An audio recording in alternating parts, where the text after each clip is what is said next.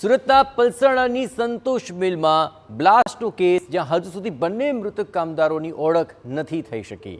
ઘટનાને 20 કલાક જેટલો સમય વીતી ચૂક્યો છે, છતાં પણ મૃતકોની ઓળખ હજુએ બાકી છે। બ્લાસ્ટ બાદ લાગેલી આગમાં બંને ભડથું થઈ ગયા હતા। ડીએનએ રિપોર્ટ આવ્યા બાદ મૃતકોની ઓળખ થઈ શકશે। હાલ એફએસએલ, જીપીસીબી તેમજ પોલીસ ઘટના સ્થળે હાજર છે।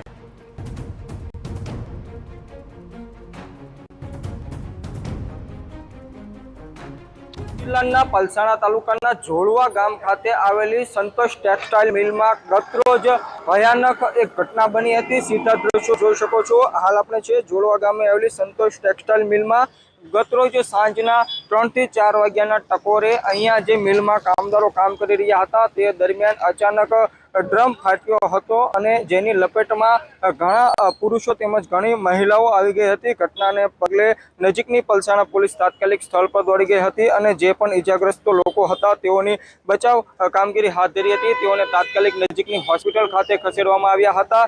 જો કે જે બે કામદારો છે તે અંદર જ ફસાઈ ગયા હતા અને તે જે ડ્રમ ફાટ્યા બાદ જે આગની ઘટના બની હતી આ આગની લપેટમાં આવી ગયા હતા। તેઓના મૃતદેહ મળી આવ્યા છે અને તેઓને સુરતની નવી સિવિલ હોસ્પિટલ ખાતે પીએમ અર્થે ખસેડવામાં આવ્યા છે। જે મૃતક કામદારો છે તેઓની હજુ સુધી ઓળખ થઈ નથી। આ ઘટનાને 20 કલાકથી વધુનો સમય થયો છે, છતાં જે મૃતક બંને કામદારો છે તેઓ કોણ છે તેઓની હજુ ઓળખ થઈ નથી, જેને લઈને હાલ ડીએનએ મેચ કરવાની તજવીજ હાથ ધરવામાં આવી રહી છે। જે રીતની ઘટના બની હતી જેને લઈને સમગ્ર વિસ્તારમાં ભયનો માહોલ ઉભો થયો હતો અને આ જે ડ્રમ બ્લાસ્ટનો જે અવાજ હતો તે એટલો પ્રચંડ હતો કે આસપાસ વિસ્તારમાં રહેતા તેમજ મિલ ધારકો પણ ફફોડી ઉઠ્યા હતા। આ ઘટનામાં 20 થી વધુ મહિલા અને પુરુષ કામદારોને ઈજાઓ પહોંચી છે। છેલ્લા લાંબા સમયથી આ જોડવા વિસ્તારમાં આ જે મિલ આવેલી છે તે મિલ ધમધમતી હતી અને 24/7 આ મિલ ચાલતી હતી। ત્યારે જે રીતની ઘટના બની છે જેને લઈને હાલ જે પણ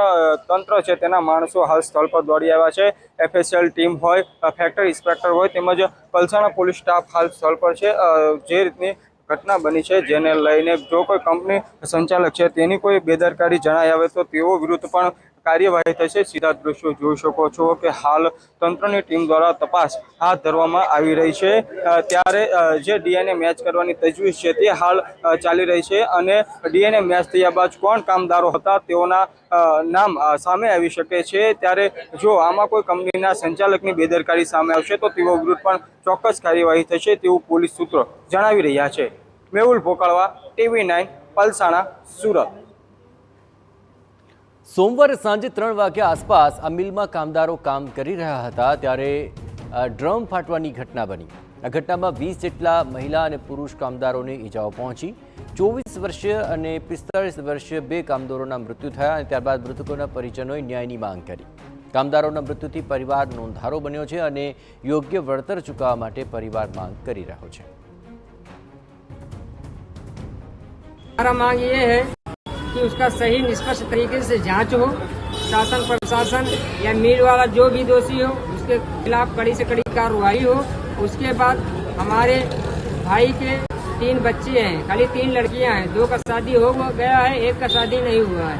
हमारा यही कहने का है वो शासन और प्रशासन से और सेठ से, कंपनी मालिक से या मैनेजर से कि उनको सही मुआवजा देके उनको संतुष्ट कर दिया जाए। बस सबसे बड़ी यही चीज़ हमारी वो है।